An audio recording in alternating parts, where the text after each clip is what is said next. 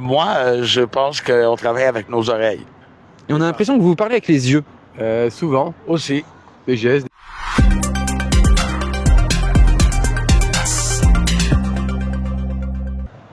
On laisse Carlos 2 petites minutes avec un micro dans les mains, le chant en va et les cordes vocales chauffent. Voilà. Bonjour Carlos. Ça va bien? Très bien et toi? Ouais, ça va. On se retrouve aujourd'hui en bord de Loire pour un bel événement en perspective. La chapelle des Ursulines, Voilà. le 24 août, Ouais. à 17h, Ouais, c'est 17 ans, je crois. tu seras sur scène. Ouais. Tout d'abord, Carlos, d'où tu viens? Tu es pas originaire d'Ancenis Non, vraiment pas. et tu as un petit accent du sud. Non, j'ai pas un accent du Sud, j'ai un accent québécois, il recommence. C'est pas la première fois qu'on fait une interview ensemble. Non, j'ai un accent québécois. Québécois. Ouais. Donc tu nous viens tout droit du Québec. Je Récemment? viens pas tout droit du Québec. Je suis né à Lisbonne, D'accord. où j'ai vécu jusqu'à l'âge de 9 ans. Et après, on m'a apporté, comme genre, on m'amène au Québec. Super. Où j'ai fait, j'ai fait mes études, j'ai fait ma carrière, j'ai fait ceci, cela. Et après, quand j'ai rencontré quelqu'un au Portugal, parce que je viens du Portugal, mon père est décédé. Une longue histoire courte, j'ai décidé de revenir aux sources, donc en Europe. La musique avec toi, Carlos, ça a commencé dès 9 ans? Ça a commencé à quel moment? Non, j'ai commencé à jouer de la guitare à l'âge de 6 ans peut-être. Tu joues actuellement de la guitare? Ouais, je jouais de la guitare, mais je jouais de la guitare comme ça, tu vois, comme un jouet, là, Mais effectivement, j'ai appris à très bas âge à plus ou moins maîtriser, parce que je considère pas que je suis un grand guitariste. Mais tu as gratté la corde assez jeune quand même. Voilà. Est-ce que tu t'es diversifié sur d'autres instruments ou tu t'es focalisé principalement sur Oui, la j'ai guitare? fait mes études en batterie. Donc, j'ai pas mon diplôme, mais bon, j'ai étudié à la fac, comme vous dites ici. Pas au conservatoire, mais en musique. Et puis après, j'ai décidé d'avancer avec la guitare et de commencer à chanter. Et donc avancé, quelle route t'as croisé pendant ta carrière, qui n'est pas finie d'ailleurs, on est en plein dedans.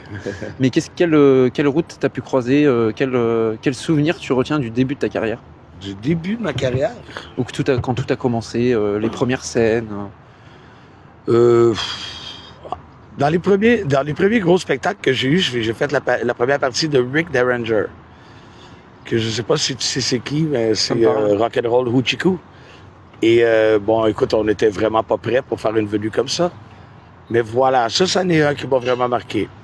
Après, des années plus tard, j'ai fait beaucoup de prestations au Festival de jazz de Montréal. Et j'ai joué pour Prince. Pas avec Prince, mais pour lui, parce qu'il était dans la salle. Il faut le préciser. Mais j'étais en première partie de George Thorogood. One Bourbon, One Scotch, One Beer. Des gros noms. Toujours à Montréal? Hein? Toujours sur Montréal? Ouais, ceux-là sur Montréal. J'ai fait plusieurs tournées en Amérique du Sud aussi. J'ai joué beaucoup dans le nord de l'Espagne, dans le coin de Bilbao, c'est Sébastien. À un moment donné, il y avait un truc, j'avais un groupe que j'avais rencontré sur un festival à Montréal et que, on s'est lié d'amitié. Puis après, j'y allais plusieurs fois par année faire une semaine ou 2 semaines de tournée.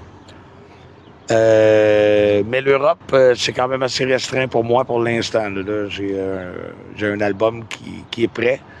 J'attends juste d'avoir la bonne occasion pour le mettre sur le marché. D'accord. Quand tu me dis de tourner, il y a aussi, j'imagine, des entraînements. L'un ne va pas sans l'autre. Est-ce qu'on s'entraîne? Est-ce qu'on répète ensemble? Avant les tournées? Quand tu fais un tout festival, dépend. Tu vois, moi, dans mes plus gros spectacles, j'ai toujours refusé de répéter ou de répéter un minimum pour les intros puis les finales de chansons puis des trucs comme ça, mais jamais genre de code sémantif, jamais le moins possible une liste qui décrit qu'est-ce qu'on va faire pendant comme le ça, spectacle. il y a moins de choses à retenir. Mais non, c'est parce que généralement, quand ça fait assez longtemps que tu joues avec un musicien, C'est spontané. il sait te suivre. Ouais. Puis moi, je pense que c'est là que la magie arrive. Comme qu'est-ce qu'on a fait tout à l'heure chez M. Marcel. On n'a pas répété pour certainement pas. Je demande pardon à Mme Piaf parce que j'ai un peu massacré sa chanson, mais l'idée était là. Et je vous promets que pour le spectacle, elle va être calée, quoi. Super.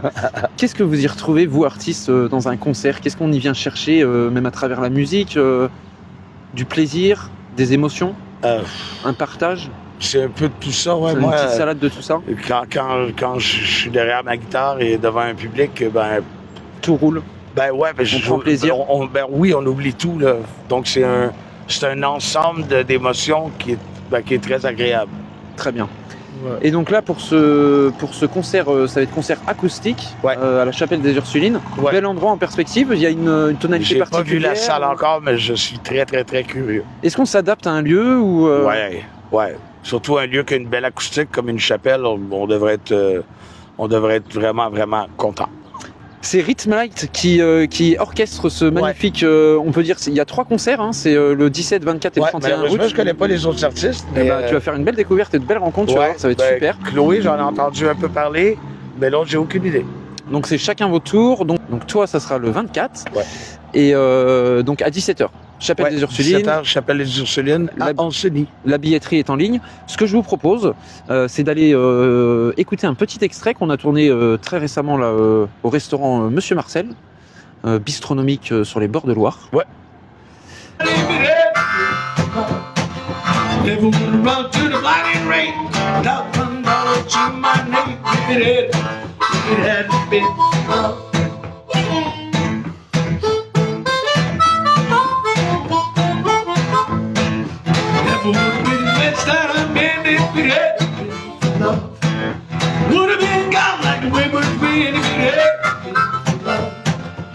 Never would run to the blinding rain. Got $1 to my name. If it hadn't been for love, let's go. Fort cold hole against my will. At least I know she's lying still. Fort cold walls without parole. Dear Lord, have mercy. Eh bien, très agréable à écouter, Carlos. Merci beaucoup. Mais dis donc, t'étais pas seul sur ce petit extrait. Non, je suis avec mon pote Juju. Et ben, ce que je te propose, c'est qu'on va aller à la rencontre de Julien et puis il va nous raconter. On va le chercher. C'est parti. Allez. Donc on se retrouve accompagné de Julien. Bonjour. Bonjour Julien. Très bel extrait musical qu'on vient d'écouter. Comment vous harmonisez, sans jeu de mots, tous les deux avec la guitare et l'harmonica? Comment on s'harmonise? Moi, je pense qu'on travaille avec nos oreilles. Et on a l'impression que vous parlez avec les yeux. Souvent, Aussi. des gestes, des yeux, des indices, puis c'est les oreilles surtout, gérer l'intensité, gérer le... Donc toi, Julien, t'es originaire du pays d'Ancenis, ça fait un... Ouais, ça fait 10 ans que j'habite ici. Ouais. Très bien. Donc bien sur le territoire. Tu joues de l'harmonica. Ouais. Comment j'ai cru voir que tu avais plusieurs harmonicas. Comment ça se... C'est en par tonalité en fait. D'accord. Donc, l'harmonica, c'est une diatonique, là. Moi je joue diatonique, et donc un par tonalité, et du coup il faut changer ça, change de tonalité, on change l'harmonica. Donc tu en possèdes quand on vient jouer l'harmonica à un spectacle ou un concert, on vient avec ces 7-8 harmonicas. Ouais, ou plus, c'est pas. Ou plus. C'est des harmonicas, moi j'en ai une quinzaine. C'est qui sont accordés mineurs, j'en ai accordés Plus. J'ai vu plus d'harmonica. Mais lui, ouais, quand même. Mais il s'adapte bien. Des fois, il joue avec 3 harmonicas sur la même chanson. Ça m'arrive. Comment on passe d'un harmonica à l'autre? Eh On les met dans sa poche, on les... Bah non, généralement je les... Ah ouais, je peux montrer, ouais. Avec 2, je sais pas mal.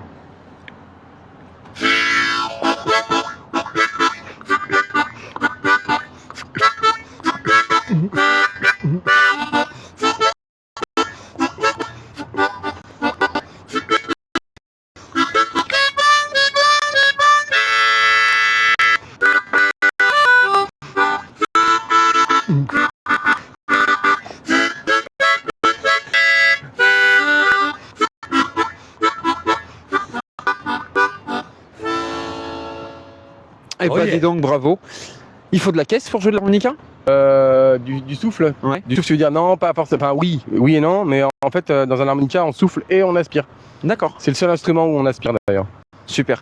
Et l'harmonica se joue seul également? Oui. On peut se jouer seul. Et on vient... C'est mieux. Et on vient complémenter aussi un autre artiste. On peut complémenter un autre artiste. On peut accompagner plein de choses. Un harmonica, il peut faire des accords et puis il peut faire des mélodies. Donc c'est un instrument assez complet en fait.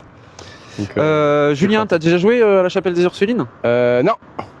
Est-ce qu'il y a un lieu qui ressort, un lieu que tu as apprécié particulièrement jouer de l'harmonica qui s'y prête bien, un lieu qui t'est resté en mémoire ou que tu as pris plus de plaisir qu'ailleurs? Eh ben, écoute, la fois où j'ai rencontré ce brave monsieur, on s'est rencontrés, il jouait au Café de la Gare. Ouais, ici en Sny, ouais. Il jouait au Café de la Gare en Sny. Moi, c'était du travail. Je prenais une bière avec une collègue. En tant que client. J'ai écouté le concert. Ah, bah tiens, il plein de temps que je connais. Ouais, c'est bien. À la mi-temps, je me suis dit, bah, direct avec mes héros. Il a fait pas un. Et puis, je suis venu. Et puis, on a joué. Et puis, c'est cool. Et puis, là, on est là. Tu vas recommencer. Voilà. Ça vous a donné envie de découvrir encore sur vous deux un beau jeu musical. Et c'est ce qu'on va découvrir à la Chapelle des Ursulines le 24 août. C'est l'occasion de dégager le concert. Ouais, bien sûr. Super. Et bah, c'est en bord de Loire. Magnifique lieu pour un magnifique moment musical. NTV, merci beaucoup.